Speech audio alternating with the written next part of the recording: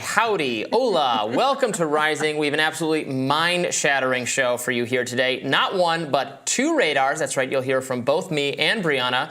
Also some excellent guests, and you're just going to love our show today. I can really feel it. Don't you think so? I'm inspired by you. I'm confident that it's going to be a wonderful show because of that intro, Robbie. You're really bringing the heat today. I'm glad to hear it. Let's take it away. All right, well, the United States seems to be marching closer to a full-on war with Iran, as reports indicate Biden is planning a, quote, campaign in the region that could last weeks.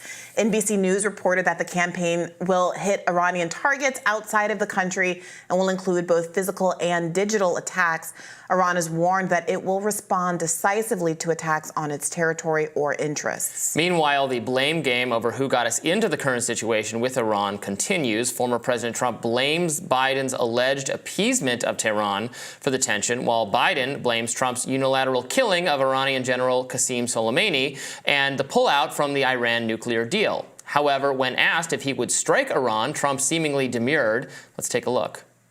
This week, President Biden said that he has already decided how he is going to respond to the attack on the 3 Americans killed. If you were in the White House today, would you strike Iran directly? It wouldn't have happened if I were in the White House. You would have never had this attack. You would have never had the attack on Israel. You would have never had the attack on Ukraine. You would not have inflation that was, just is destroying our country. The inflation is so bad. Also in Middle East news, the Biden administration is reportedly reviewing options for recognizing Palestinian statehood following the war in Gaza. If enacted, this would represent a massive shift in policy, as for decades, America has opposed external recognition of Palestine, preferring that Israel and the Palestinian Authority negotiate amongst themselves. Additionally, the Biden administration is facing a flurry of protests, including one happening as we speak in the nation's capital. Coordinated protests have shut down major highways into the city, causing massive traffic jams and issues with even government officials getting to work. And our own show, which was delayed our start time a little bit because of the trouble that employees had getting into the protests. I don't think anybody will notice these particular government officials not getting to work on time, given that we just came out of one of the least productive congressional sessions of all time. So it was interesting, finally, to hear from Trump a little bit on the situation in the Middle East. However, I think it's frustrating to not get more concrete answers for what he would do differently. He keeps saying, well, it wouldn't have happened under me. Okay, that's all well and good to say that, but I do want to know, I really want to know what his policy differences would be. You can imagine the Ukraine policy being different, perhaps the Iran policy. There is, in fact, a healthy appetite among some factions of the conservative movement, conservative media, people like Tucker Carlson and Candace Owens, thunderously disagreeing with the more hawkish consensus among some Democrats and then some leading Republicans like Lindsey Graham and others. Where does Trump come down on this? I think it's an open question. Obviously, he did strike Soleimani. He hired John Bolton. He certainly engaged hawkish impulses at times. At other times, he sounded a more cautious note. He did commit to the pullout of Afghanistan that Biden carried through. He spoke against the Iraq War. It's an open question, and it's a shame he didn't participate in the debates, because I would have really liked to see where his policies differ from Nikki Haley and Joe Biden. Yeah, I mean, it is an open question only because he dodged the question entirely. He has said this a million times before, and he keeps saying it because he gets away with it. If he doesn't get the right follow-up questions, he can simply say, nothing bad would ever happen when I'm president. Therefore, I don't have to answer specific questions about what I would do in the current situation.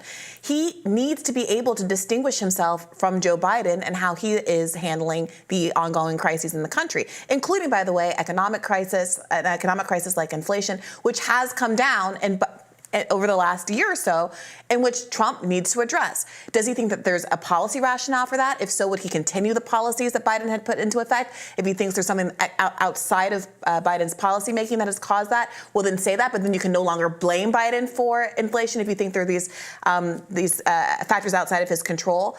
But he gets away with this kind of murder, and then he benefits from the public's ability to project onto him whatever policy decisions they want. And this is really incumbent on journalists, and including right-leaning journalists with whom he trusts and with whom he has a better relationship, to follow up and get him on the record of some things. Because you're right, there are a lot of people out there who are frustrated with the hawkishness that's been demonstrated by the core of both the Democratic and Republican Party.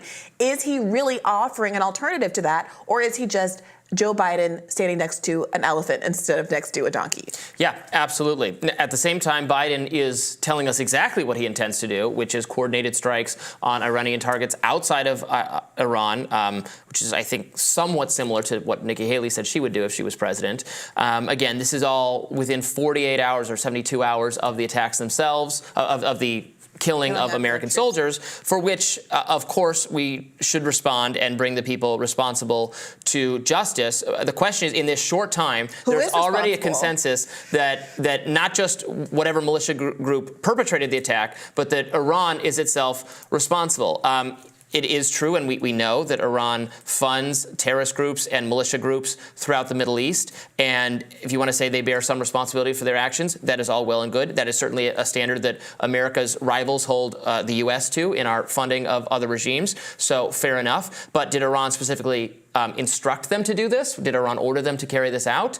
That would be approaching more of a confrontation with the country itself. Or is this something rogue operatives did on their own? I can't imagine we know the answer to that question. Again, this is all happening over the course of 3 days. And yet we've already decided, Biden has already decided, by the way, without, forget Congress, forget our elected representatives debating and discussing the proper response to this conflict, to this confrontation, and then empowering the president to take an action that is narrowly tailored to what they think their constituents believe is the right course of action. That is what our founders instructed. Our founders gave us a guidebook for what's supposed to happen when America is attacked. That's what's supposed to happen. But no, Biden is just going to decide it unilaterally on his own in consultation with his generals, and Congress is going to let him because they don't care to actually govern the country. Yeah, and you're right that there is some consistency in how we are treating this with this attack, saying Iran funds these groups, so tangentially they are responsible,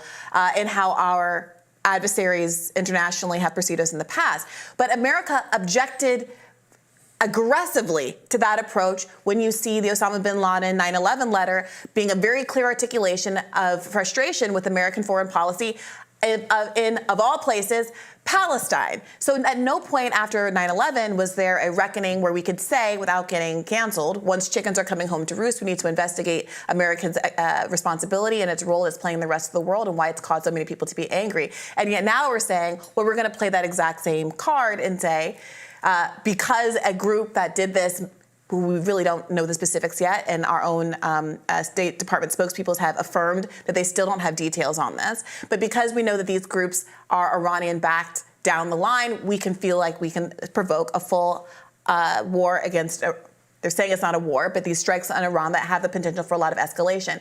But one other point here that I don't want to just gloss over is the Biden administration articulating, inching toward recognizing Palestine as a state. I would love to see that happen, but we have to remember that this is in the context of Bibi Netanyahu spending his entire career saying, as long as I'm in charge, there will never be a Palestinian state. And as I'm about to talk about in my radar, over a dozen senior members of the Israeli cabinet and representing multiple political parties in Israel showing up at the settler conference, we are actually going to take over the Gaza Strip. We are going to settle the Gaza Strip. The difference between U.S. American stated policy and what Israel is saying about what its plans are is growing wider and wider. And it's hard not to interpret messaging from the Biden administration that is saying, oh, no, we're still going to do a two-state solution. Oh, no, we're going to recognize Palestine as a state, as an attempt to insulate itself from what Israeli leaders themselves are saying as they get farther and farther away from what the American public believes is the right course of action forward on this. Well, coming up next, we'll tell you what's on our radars. Stay tuned.